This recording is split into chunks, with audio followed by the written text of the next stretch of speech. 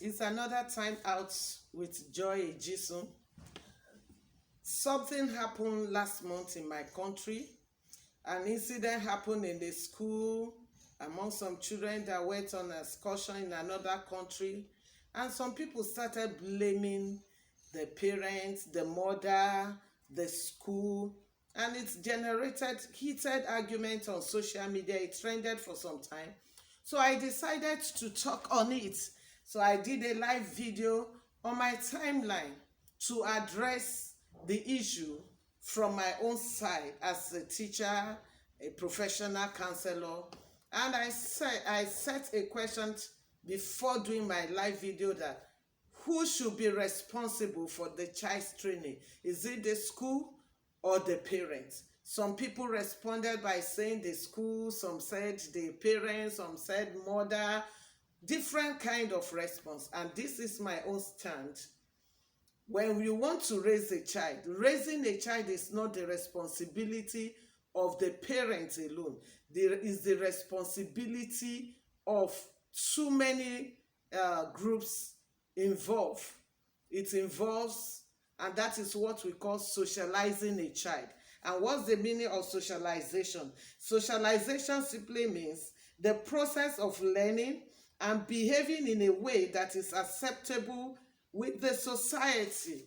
How your child will adjust positively to the society is the responsibility of the home, is the responsibility of the school. And we have 5 basic socialization agents. We have the home, we have the school, we have the peer group, we have the mass media, and we have religion. But I want to say the foundation and for any socialization agent to thrive positively is the home. And if the home cannot socialize the child very well, it can be very difficult for the other agents to socialize such child positively. I'm not saying they cannot, but it's going to be a difficult task. So I'm of the opinion that the school has a responsibility towards raising a child rightly, and the family has responsibility. In fact, I believe as a mother and as a teacher, as a professional counselor, that a lot is rested on the home. And if the home wants their children not to be affected negatively by the other groups like peer group, religion, the mass media, social media, and religion, the parents have to do their work very well. You have to lay solid foundation. I believe that every other foundation will be building on the foundation the home builds about socializing their child or their children.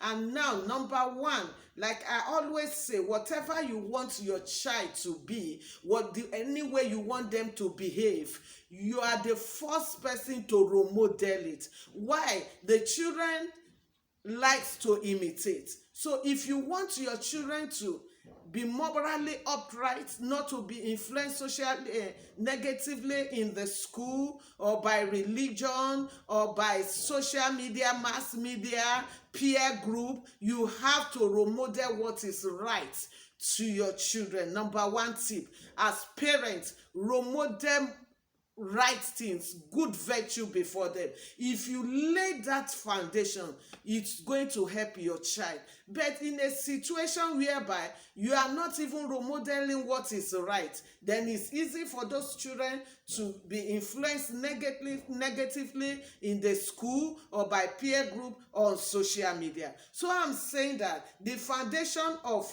how a child is being raised, how a child behaves tomorrow, how a child is being socialized is basically rested on the parent or in the home. So number one tip for young parents, role model what is right. Role model good virtue before your children. Number two, make sure your children your family has a value, and let the children knows the value of the family. Different families with different values. Probably maybe you are a church going person. You, like me, I'm a practicing Christian. You have to let your child know, okay, in this family, going for Sunday service is a must, is a family value, and we have to follow it. Every family has their value. Let your child, outside role modeling what is right, let your child knows this is the family value, and the child just have to go that way, and you have to let that child knows this is why we are taking to this family value. Outside religion, like in my house, we don't allow our children to stay out late in the night when they were growing up, and we make them to comply.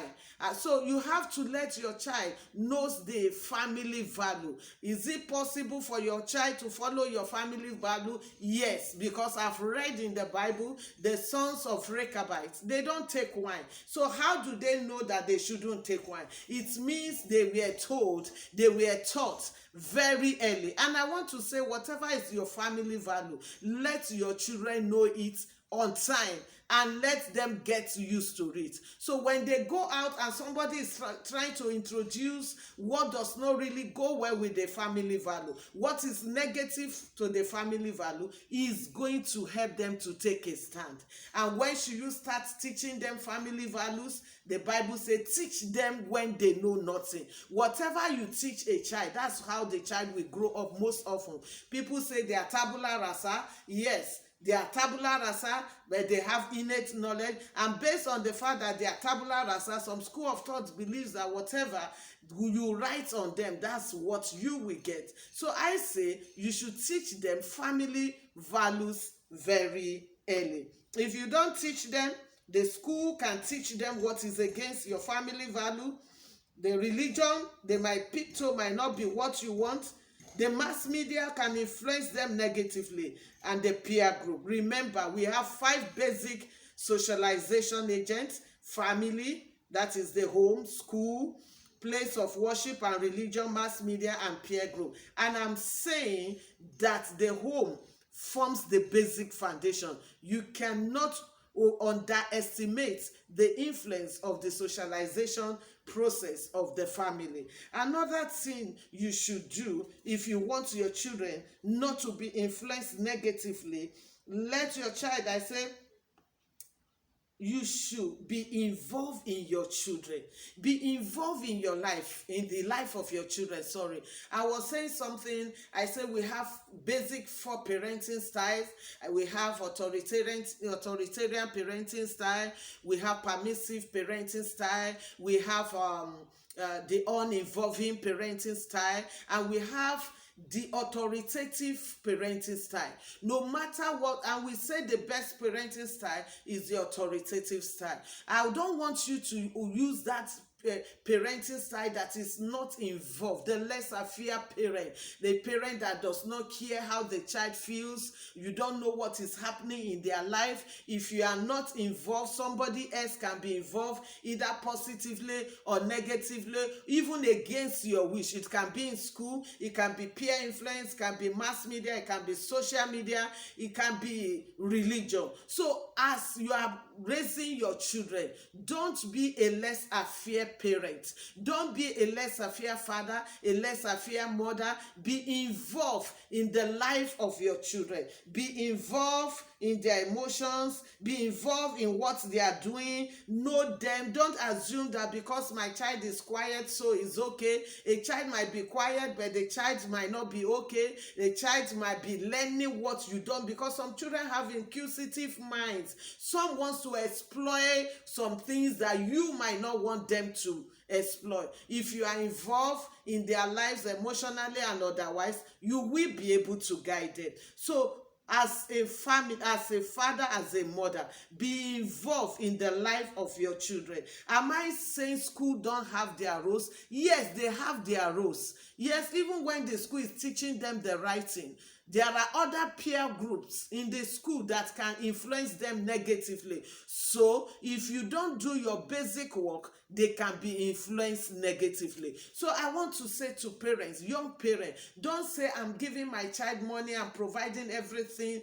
that my child needs and you neglect that child. Be involved. Don't leave the responsibility of raising your children to domestic staff, to extended family when they are under your roof. Try your best to be involved, because sometimes some people you leave your children to can even abuse them sexually or otherwise. They can even teach them what you don't want. So I want to encourage, in the process of laying this foundation of socializing them, be involved. Don't leave their training in the hands of people completely.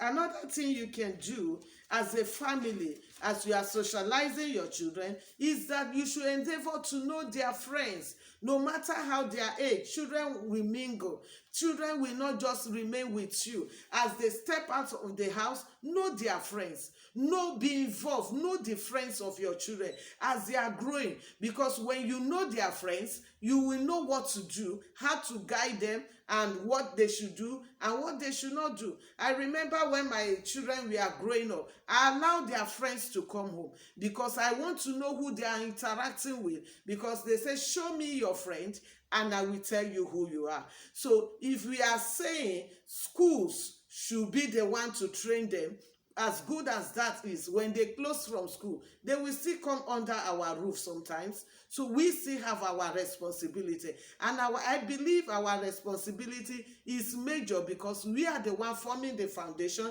for other socialization agents to build on. If we do our work properly, the children will learn well. They will know what is good and what is bad. So know their friends, so that you will know how to help them. You will know the type of friend you don't want them to associate with, and the type of friends you will appreciate they associate with. I check my children's friends. I tell them what I feel about their friends, and that has helped them a lot in life. And there are some friends I just called. I said, this your friend is like this, is like that. And in so doing, when you do that, it helps those children to choose who they move with as they grow in life responsibly. And I want to say, even their screen, if you are late, because you cannot overemphasize the influence of social media on these children, or mass media. So as they are growing, as you are socializing them, you have to monitor their screen time, the time they watch TV, what they watch on TV, what they cannot watch at a particular age. You have to you have to put a guide on where they can go on their Android phone, on their iPhone. It's not a matter of my child likes phone, so I've given this child phone, so let this child do. Anyhow, you are not just involved. No, it's wrong, because there are terrible things they can learn on social media if you don't guide, if you don't put limits on what. There's a way you can set their Android phone that they can't go to some sites. How will you give a child an Android phone 8-10 and you are not putting guide on where the child can go? Okay, which means the child can watch porn, the child can watch what you don't want. Because on social media these days, there's nothing you cannot learn.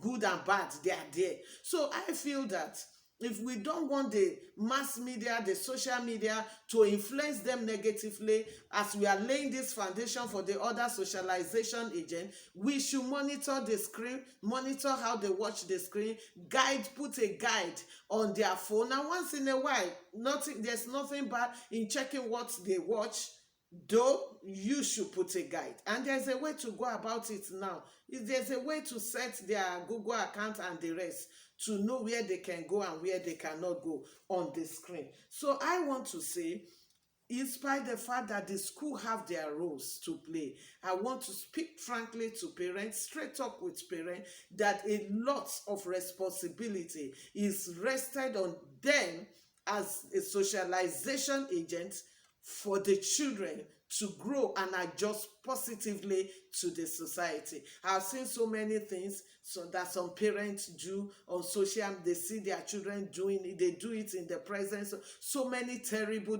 sexual dance that they shouldn't encourage. But you see mothers recording them and playing them.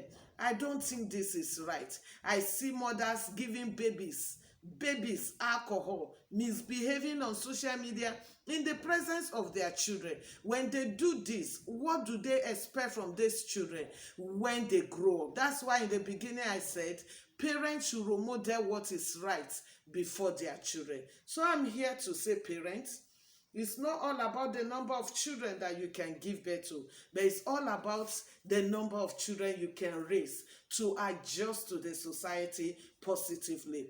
Don't leave the responsibility of raising your children to the school alone, to peer group or social media or religious body or religion. Do your work and God bless you. Thank you. You can like, you can share, and you can subscribe to my YouTube channel. I'm Joy Jisun.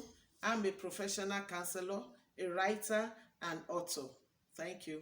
Bye.